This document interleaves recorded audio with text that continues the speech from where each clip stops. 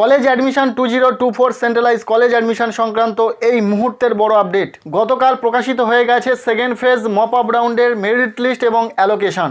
এবং ইতিমধ্যে তোমরা দেখে নিয়েছো তুমি কোন কলেজে চান্স পেয়েছো অথবা কলেজ ওয়াইজ মেরিট লিস্টে তোমার র্যাঙ্ক কত হয়েছে। এবং সেকেন্ড ফেজ মপ আপ রাউন্ডে প্রচুর ছাত্রছাত্রীরা কিন্তু তাদের পছন্দের কলেজ পেয়েছে। অনেকেই জানিয়েছে কমেন্ট করে, তোমরা অবশ্যই কমেন্টের মাধ্যমে জানাও তোমরা যারা যারা পছন্দের কলেজ পেয়েছো। এবং এই মুহূর্তে তোমাদের বিভিন্ন প্রশ্ন মাথায় ঘুরছে, যেহেতু 2024 সালে সেন্ট্রালাইজ অ্যাডমিশন পোর্টালের মাধ্যমে কলেজের ভর্তি প্রক্রিয়া কমপ্লিট হবে, সেখানে কিন্তু ফার্স্ট ফেজ এবং সেকেন্ড ফেজের উল্লেখ ছিল। বর্তমানে ফার্স্ট ফেজের অ্যাডমিশন প্রক্রিয়া কমপ্লিট হয়ে গেছে, এখন চলছে সেকেন্ড ফেজের অ্যাডমিশন প্রক্রিয়া। সো এরপর আর কোনোভাবে ছাত্রছাত্রীদের অ্যাডমিশন প্রক্রিয়া হবে কিনা সে বিষয়ে এখনও পর্যন্ত কোনো রকম আপডেট নেই। তাই তোমাদের কলেজ ভর্তিতে এটাই শেষ সুযোগ। যারা কলেজে চান্স পেয়েছো অবশ্যই অ্যাডমিশন নিয়ে নাও, অনলাইন পেমেন্ট করে তোমরা প্রফেশনাল অ্যাডমিশন নিয়ে নাও। আর যারা কোনো কলেজে ভর্তির সুযোগ পায়নি, যাদের নাম আসেনি, তারা এই মুহূর্তে কি করবে, পাশাপাশি যারা পছন্দের কলেজ পায়নি তাদের এই মুহূর্তে কি করণীয়, সেকেন্ড ফেজের সেকেন্ড মেরিট লিস্ট কবে পাবলিশ হবে, সেকেন্ড মেরিট লিস্টে কাদের নাম থাকবে। তোমার যদি এই সেকেন্ড ফেজের মপ আপ রাউন্ডে প্রথম মেরিট লিস্টে নাম এসে থাকে, কোনো কলেজে যদি তুমি চান্স পেয়ে যাও, যদি অ্যাডমিশন না নাও নির্দিষ্ট সময়ের মধ্যে, তাহলে তোমার ক্ষেত্রে বিষয়টা কি দাঁড়াবে সমস্তটাই কিন্তু এই ভিডিওতে শেয়ার করব। কাজে ভিডিওটি সম্পূর্ণটা দেখবে। প্রথম থেকেই বলি, যারা ফেজ 2 অর্থাৎ মপ আপ রাউন্ডে ফর্ম ফিল আপ করেছিল কিন্তু তারা কলেজ পায়নি, কোনো কলেজে ভর্তি হওয়ার সুযোগ পায়নি, সেক্ষেত্রে তারা এই মুহূর্তে বেশি চিন্তিত। তাদের ক্ষেত্রে বলে রাখবো একটাই কথা, তোমাদের জন্য এই মপ আপ রাউন্ডের সেকেন্ড মেরিট লিস্ট পাবলিশ হবে, আপগ্রেড রাউন্ডের সেকেন্ড মেরিট লিস্ট, সেখানে তুমি চান্স পেয়ে যেতে পারো। আশা রাখবো তোমার প্রেফারেন্স লিস্টে থাকা কোনো কলেজে তুমি চান্স পেয়ে যাবে এবং সেখানেই ভর্তি হতে পারবে। তাহলে এখন প্রশ্ন যে এই সেকেন্ড মেরিট লিস্ট কবে আসবে। দেখো, ফেজ 2 আপগ্রেড রাউন্ডের মেরিট লিস্ট পাবলিশ হবে 27 আগস্ট। 27 আগস্ট বিকেল 4টে PM মেরিট লিস্ট পাবলিশ হয়ে যাবে আপগ্রেড রাউন্ডের সেকেন্ড মেরিট লিস্ট, যেখানে আশা রাখবো যারা সেকেন্ড ফেজের ফার্স্ট মেরিট লিস্টে চান্স পায়নি তারা অবশ্যই চান্স পেয়ে যাবে। এবার কথা বলবো, এই যে সেকেন্ড মেরিট লিস্ট পাবলিশ হবে সেখানে কাদের নাম থাকবে। প্রথমত যারা ফার্স্ট মেরিট লিস্টে কোনো কলেজে ভর্তির সুযোগ পায়নি তাদের নাম থাকবে, তারা চান্স পাবে সেকেন্ড মেরিট লিস্টে।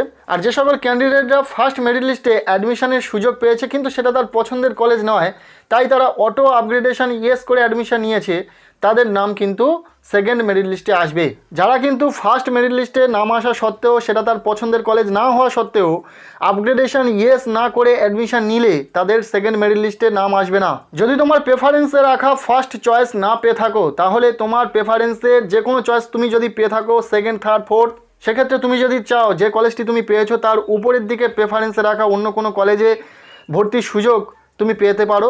এর জন্য তোমাকে যে কলেজটিতে ভর্তির সুযোগ পেয়েছো সেখানে অ্যাডমিশন নেওয়ার সময় অটো আপগ্রেডেশন অপশানটিকে ইয়েস করে অ্যাডমিশন নিতে হবে এবং তারপর আপগ্রেড রাউন্ডের সেকেন্ড মেরিট লিস্টে দেখা হবে তুমি কোনো হায়ার প্রেফারেন্সের কোনো কলেজে চান্স পাচ্ছ কিনা। যদি পেয়ে যাও তাহলে সেকেন্ড মেরিট লিস্টে তোমার নাম এসে যাবে সেই কলেজে এবং সেখানে তুমি অ্যাডমিশন নিয়ে নিতে পারবে। এক্ষেত্রে বর্তমানে যে ফিস পেমেন্ট করে অ্যাডমিশন নিয়েছো সেই ফিসটি কিন্তু অ্যাডজাস্ট হয়ে যাবে আপগ্রেড রাউন্ডে যে কলেজটিতে তুমি চান্স পাবে সেখানে অ্যাডমিশনের সময়। ভর্তির সময় যদি কিছু টাকা এক্সট্রা লাগে সেক্ষেত্রে সেটা পে করতে হবে এবং যদি কিছু টাকা ফেরত পাওয়ার হয় তাহলে কিন্তু তোমরা রিটার্ন পেয়ে যাবে। এটাই পুরো বিষয়।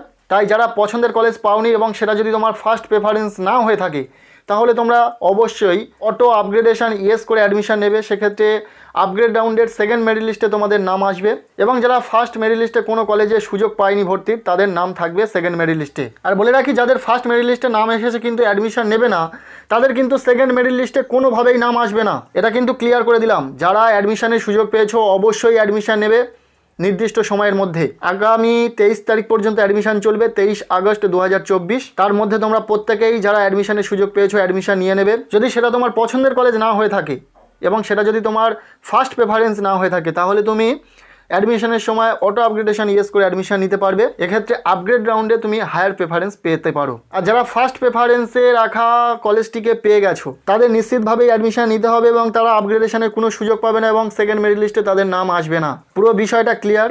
আশা করছি সম্পূর্ণ তথ্য তোমাদেরকে দিতে পারলাম। যদি কোনো প্রশ্ন থেকে থাকে অবশ্যই কমেন্টের মাধ্যমে জানাবে। আজকের এই ভিডিওটি এতটুকুই। ভালো লেগে থাকলে লাইক করো, আমাদের এই চ্যানেলে নতুন হয়ে থাকলে অবশ্যই চ্যানেলটিকে সাবস্ক্রাইব করে রাখো।